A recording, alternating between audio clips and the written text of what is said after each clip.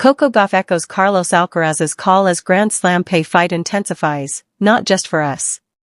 The conversation around pay equity in tennis has resurfaced with renewed intensity, and this time, two of the sport's brightest young stars are at the heart of the discussion. American sensation Coco Gauff has joined forces with Spanish champion Carlos Alcaraz in amplifying the call for greater fairness in Grand Slam prize distribution. Their voices, representing both the women's and men's games, underscore a generational shift in how players are approaching issues of fairness, sustainability, and respect for athletes across the board. As debates grow louder in boardrooms, locker rooms, and among fans, Gauff's statement, "Not just for us," has turned into a rallying cry that broadens the conversation beyond superstars. It touches on the struggles of lesser-known players, the future of tennis, and the principles of equality that underpin modern sport. Rising voices in a shifting landscape.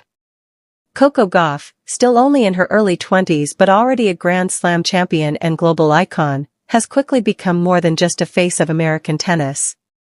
She has evolved into a spokesperson for her generation, athletes unwilling to accept the status quo without question.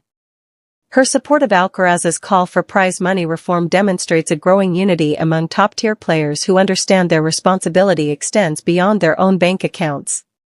Alcaraz, who has already collected multiple slam titles and ascended to the world #1 ranking at a young age, recently voiced concerns about disparities in how Grand Slam revenues are distributed compared to how much of that revenue flows back to players. His argument is not about personal enrichment, he and Gauff are already among the sport's highest earners, but about fairness for the entire player pool. Gauff's decision to echo his remarks strengthens the cause, giving it a cross-gender, cross-national dimension that resonates globally. Together, they represent a new era of tennis stars, socially aware, outspoken, and unafraid to challenge entrenched systems. The core of the debate. At the heart of the pay dispute is the enormous growth in revenue generated by Grand Slam tournaments. Wimbledon, the US Open, the French Open, and the Australian Open have evolved into cultural spectacles, drawing record crowds, massive broadcast audiences, and lucrative sponsorship deals. Ticket sales alone run into hundreds of millions, while TV rights and global sponsorships add even more. Yet, while headline prize money has risen, many players argue the distribution remains skewed. Top winners claim large sums, but lower-ranked players, who often exit early, still face difficulties covering travel, coaching, training, and medical expenses. Gauff's phrase, "not just for us," encapsulates this broader concern. She and Alcaraz may not personally struggle with financial security, but they recognize that the sport's health depends on its depth. Without fairer prize money distribution, future stars may never get the chance to rise, and the sport risks shrinking into an elite-only field. The history of equality battles in tennis. Tennis has long been at the forefront of pay equity debates, especially regarding gender. The pioneering fight of Billie Jean King and her contemporaries in the 1970s led to women's events gaining parity at many tournaments, though only after prolonged struggle. Grand Slam parity in singles prize money finally arrived in 2007 when Wimbledon equalized its payouts. However, the issue has never been fully settled. While men and women now receive equal pay at the majors, critics argue that deeper inequalities persist. Doubles players, qualifiers, and those eliminated in early rounds remain far behind in the economic equation. For those ranked outside the top 100, the financial picture can be precarious, with many relying on national funding or personal sacrifice just to remain competitive.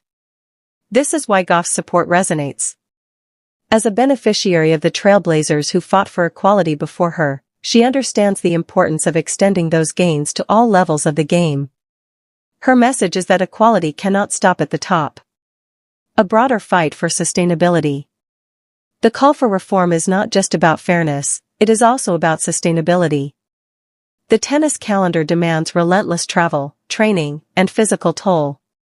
Players lower down the rankings often cannot afford full-time physiotherapists, fitness trainers, or nutritionists. This increases the risk of injuries and shortens careers. By redistributing prize money more equitably, the sport could ensure that more players can afford the infrastructure needed to compete safely and professionally.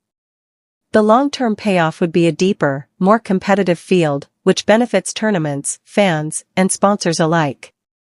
Gauff's emphasis on inclusivity reflects her awareness that today's journeyman could be tomorrow's champion, if given the chance. Without proper support, however, many promising careers fizzle out before they reach their potential. Generational leadership. What makes the current moment particularly powerful is the age and stature of those leading the conversation. Gauff and Alcaraz, both barely into their 20s, are already setting the agenda for the sport's future. Their willingness to speak out demonstrates maturity beyond their years and a recognition of their influence. Older champions such as Roger Federer, Serena Williams, and Rafael Nadal have previously raised concerns about player welfare and pay distribution. But with a new generation taking the baton, there is renewed momentum. Gauff and Alcaraz carry not just star power but also the ability to connect with younger fans, creating broader support for their message. The role of Grand Slam organizers. Tournament organizers find themselves under increasing scrutiny. While they celebrate record attendance and broadcast numbers, questions linger about whether enough of those profits are reinvested into the player base.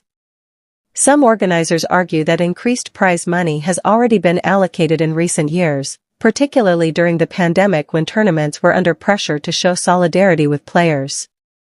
Yet, many athletes feel the increases remain disproportionate to the soaring revenues.